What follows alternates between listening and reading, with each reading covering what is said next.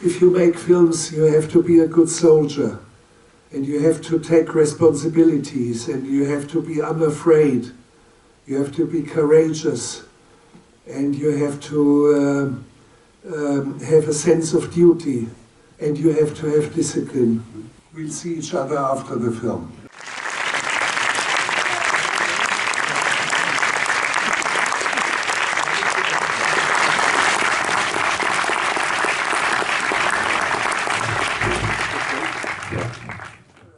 There's one special moment that happened to me today, just an hour ago.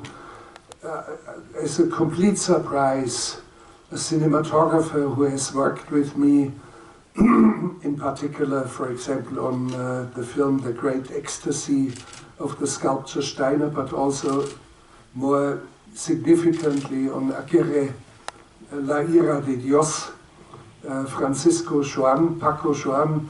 He was actually the one, when you, if you have seen the film, there's a long line of soldiers and native Indians coming down and then towards the camera. He was the one who shot it. It's something indelible, an image that has become part of film history, so to speak. And he's here. Paco, can you wave back there? Is Francisco here? Yes.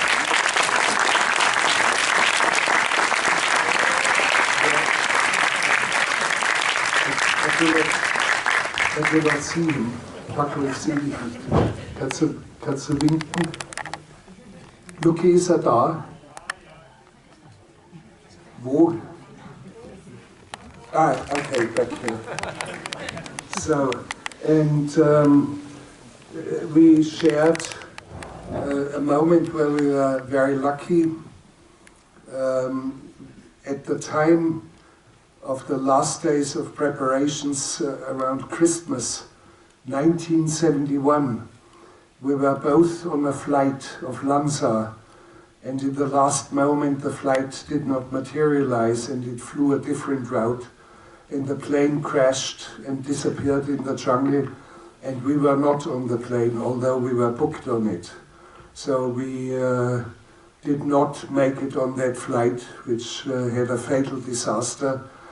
Later I made a film, Alas de Esperanza, Wings of Hope, about the only survivor out of 96 people who died. There was one single survivor, a 17-year-old girl, Juliane Köpke. So, and I made a film about her much later, 26, 27 years later, and I found her. So it's a special occasion for me that I have Paco Joan here. He moved from Germany now back to his home or to his country, and he lives at the foothills of the Pyrenees. So he somehow got notice, found out in the newspapers that I would be here, and he just made it and came here and arrived here. So I'm very, very moved and pleased. I've not seen him in decades. So after the screening, we are going to have a conversation with the audience. Just one word to the film Nomad, which is playing now. It is a film that the BBC in England planned for the 40th day of the death, or 30th anniversary of the death of Bruce Chatwin. And when I heard about it and they approached, I said, don't ask anyone else, I'm the one who is competent to do it. I should do it.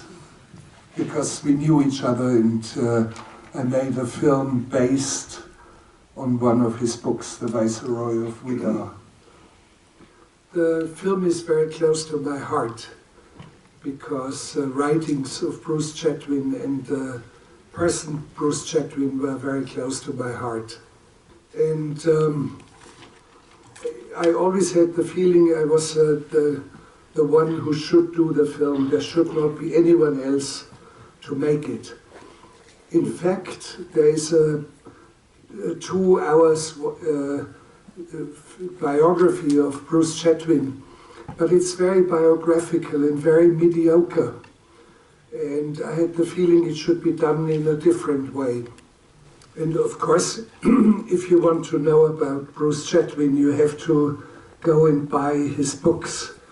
And one of the basic ideas for the film was, if you see the film, I hope some of you will buy his books and start reading In Patagonia or On the Black Hill or Songlines or some other things he has written. He's in his time the finest voice in English language. And we had a similar attitude towards understanding the world, and that meant being on foot.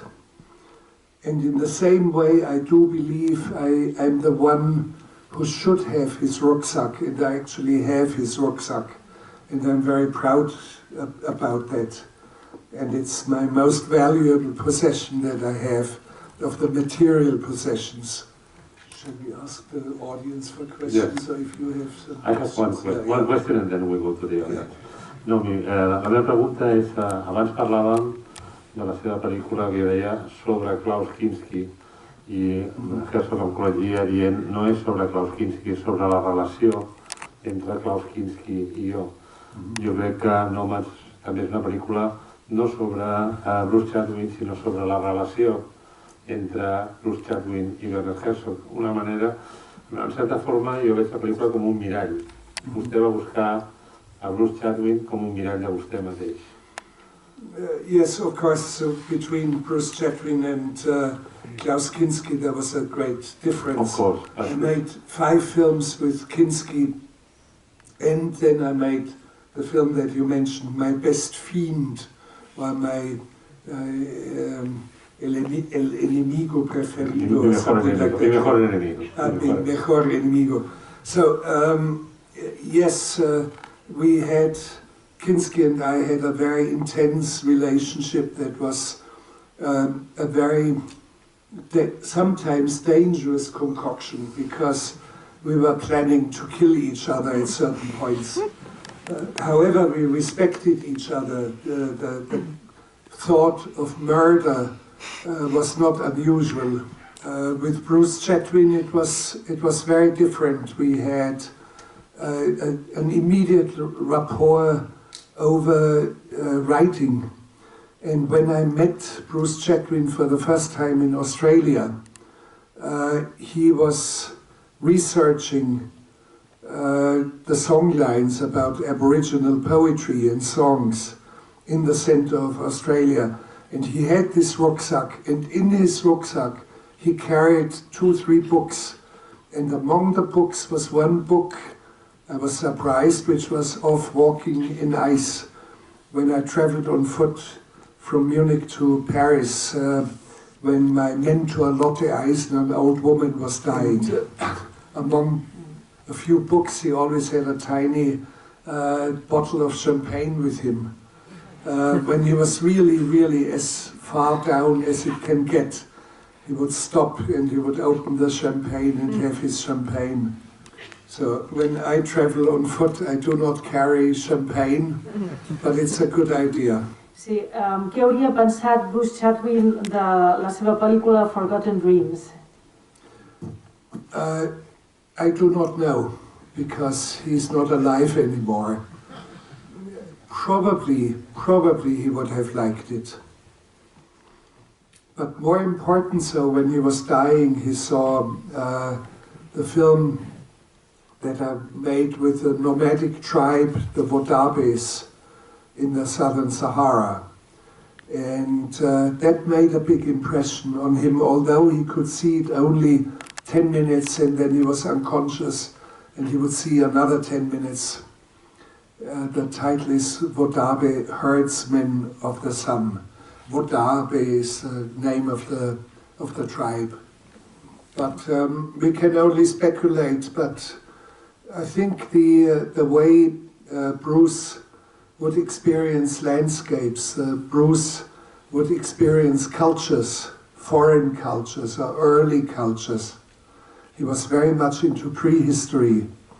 I do believe it would have fascinated him. Whether he would have liked it or not, I do not know, but I believe he would have liked it. I'm always curious, I'm always searching, and strangely enough, I'm always finding things. And at the moment, I'm looking into images that were shot by a French couple who died in a volcanic eruption 30 years ago. And I'm discovering an archive footage that is completely unbelievable, something we have never seen. And I'm doing a requiem, a musical requiem with these materials. So there's always discoveries, always something new. De fet, jo continuo sent una persona molt curiosa, que sempre està investigant i buscant i que sempre troba. De fet, ara mateix estic treballant amb unes imatges d'arxiu que va gravar una parella francesa que va morir en una erupció volcànica fa 30 anys i he trobat un arxiu d'imatges increïble, mai vist, i amb aquestes imatges estic muntant un requiem musical. Per tant, sempre trobo coses que em sorprenen. Hi havia una segona part de la pregunta, que era si no havia viatjat amb la motxilla de Chatwin. Sí? La segona part de la pregunta era si no havia portat la motxilla. Aquí? Sí. Die Frage ist, ob Sie für Ihre Reise hierher auch den Rucksack von Bruce Chatwin mitgebracht haben. No, I didn't bring the rucksack with me.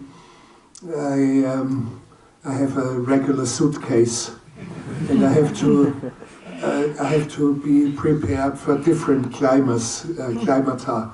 Lanzarote, Germany, the mountains. I was in the mountains in Bavaria, Barcelona, so the rucksack of Bruce Chatwin wouldn't be enough. Eine ganz besondere Rolle in diesem Film. Music has always been of particular significance in my films, not only in this one. And songlines, and when you listen to Australian Aborigines, the music that they create has nothing to do with the music that we used in the film, for example, Sardinian singers and a cello player from the Netherlands. Pero hay mucha gente que... Can you translate first, please, mate?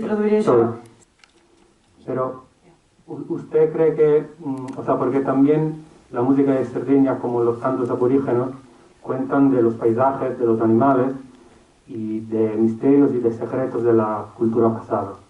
So, mi pregunta es, ¿tú crees que Bruce Chatwin, como usted descubriste la música sarda, él también la conoció? I do not know if Bruce Chatwin knew the music of Sardinia. Maybe, but we can only speculate. Sí, no sé si Bruce Chatwin coneixia la música sarda, no ho sabem, només podem especular. But what is important about the music, it sounds and is somehow prehistoric. There's an attitude towards singing of shepherds in the mountains of Sardinia, which is very, very, very ancient. I wanted to know if you ever saw something that you think should have been filmed, but you weren't able to. Thank you. You mean in this film now, Nomad, or in general? In general. In general. Yes, many things that I've seen, but I would not like to make it into a film or use it in a film. Yeah. Well,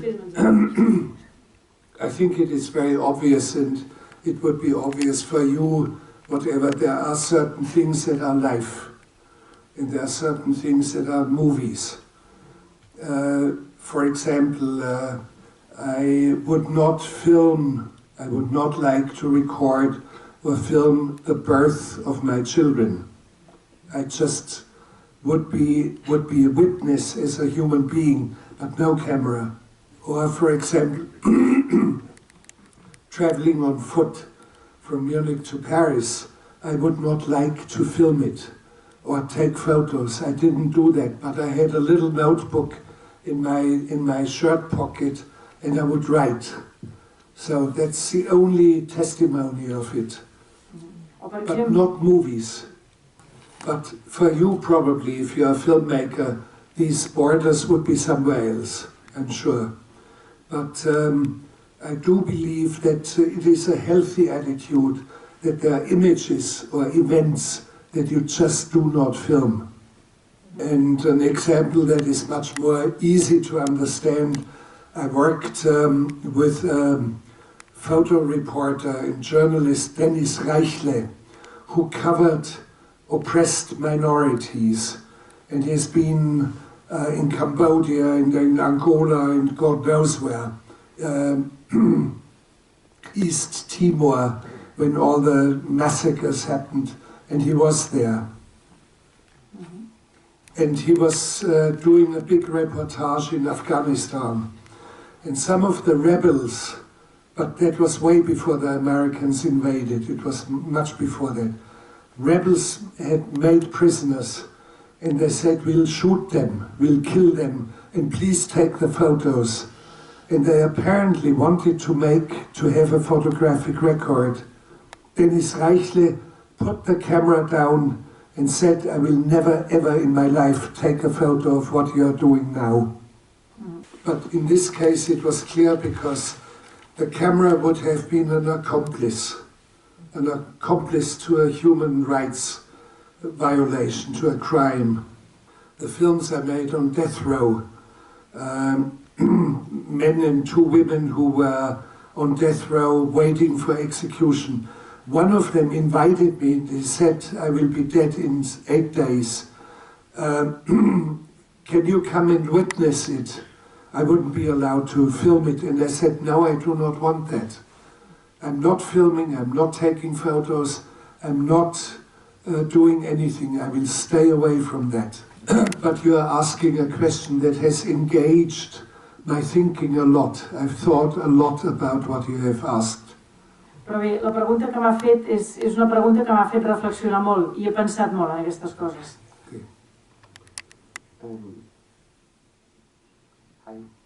I'll answer the second half of your question first. Yes, it's very painful, and to see somebody dying is something terrible. It's so violent, it's so somehow frightening. And whatever you see in the film is all I have to say about it. I do not want to say anything beyond it. Yeah. Your first part of the question, songlines and Australian mythologies.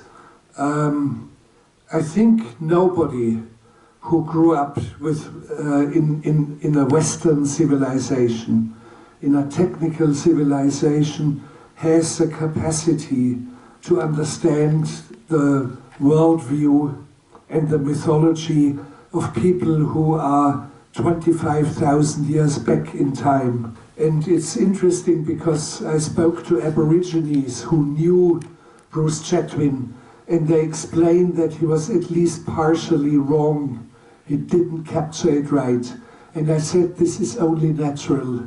And in this context, it may be interesting, I made a film, a feature film, Where the Green Ants Dream, about the mythology of Australian Aborigines. And it's about a sacred place where the ants have their dreams. And I tried to understand some of their mythology, and it was way beyond my comprehension. So I decided I would rather invent my own mythology. The Green Ants Dreaming Place is my invention, not belonging to the real Australian Aboriginal culture. And that's what we do as filmmakers. We create, we are creators, we are not bookkeepers. And you cannot be the bookkeeper of Australian songlines and mythologies. It's impossible for us.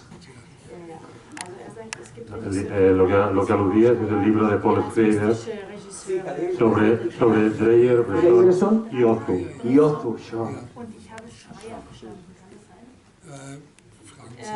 Ha hablado de Dreyer, Bresson. No, you- he was speaking about the book of Paul Schrader, about Bresson. Paul Schrader, I have never seen a film of his. No. He wrote a book about transcendental film. About what? Transcendental filmmakers. Schrader. Yeah. I never read the book. I've never read a book about filmmaking in my life. Very good. Okay. Maar in een Egyptiaans libro sobre... What is it? Schrader? Bresson? And also was a third. Dreyer, meinen, Sie waren mystische Regisseure. Wie schätzen Sie sich ein? No, but what I mean, I don't want to say that. I say Schrader say that, and maybe it's true or not that Ozu, Dreyer, and they are mysticals. But I feel as a spectator that your films are more on earth and very like shamanical, and not just the fictions, more the documentals. For example, Grizzly Man, okay? The other one that the glove, that man that goes with the glove and that has half hand and whatever, and this one. So in some way, you connect, as the originals of Australia, you have some sense of connection to searching some strange people in the world that show us that something is happening, that it's living, you know, but with no fear. Yeah. Can you translate for him? No, for him. Sí. Sorry, the last thing, because of the commentary, and very thank you also for your characters as an actor, because the character I feel most fear in my life was Jack Reacher. Thank you. And when you make as father, or in Harmony Korine, I don't know the film, when you make that role of a father, very complex. In Harmony Korine's film, Julian Donkey Boy. Yeah. You bring some names up, like Dreyer and Bresson, both of them great, some of the greatest filmmakers we have, or we've had.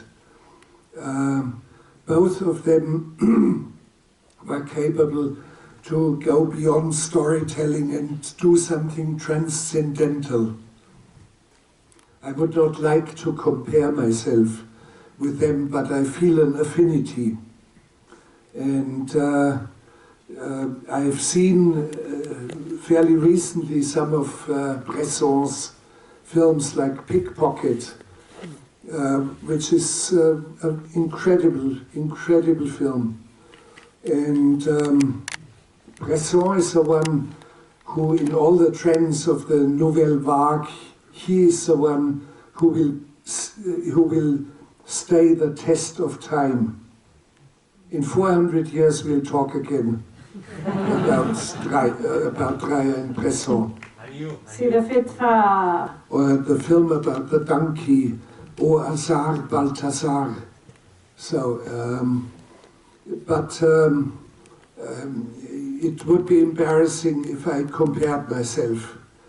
But I feel something close in my heart when I see their films.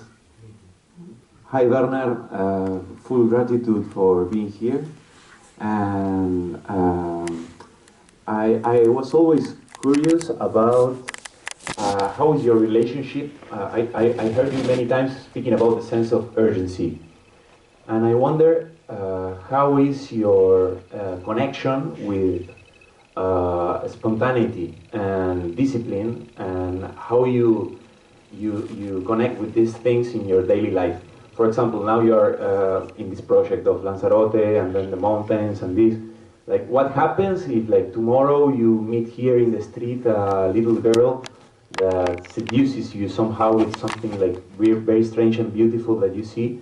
You may change or your planifications in order to follow this new path, or how you work with this. And finally, if the natives got their Toyota. They got the Toyota down. The last part of it I do not know about the Toyotas, but it's a beautiful story. And of course the question is not about adopting different roles and performances. I'm acting, I'm directing films, I'm writing books, and tomorrow I will start a workshop with young filmmakers. So of course there's a lot of discipline in it. For 10 days, I will be, every minute I have to be completely awake and look and help and assist 50 filmmakers from all over the world. They all have to make a film, everyone. And I do believe if you are making films, you have to have a great amount of discipline. And you have to look into film history, and there are great figures. Some of the most talented ever, Orson Welles, for example, he had no discipline, and he disappeared out of filmmaking very, very quickly. So he would waste the entire budget in pre-production already, and Hollywood could not tolerate that. The finances could not tolerate it. So, and of course there's also the question of spontaneity.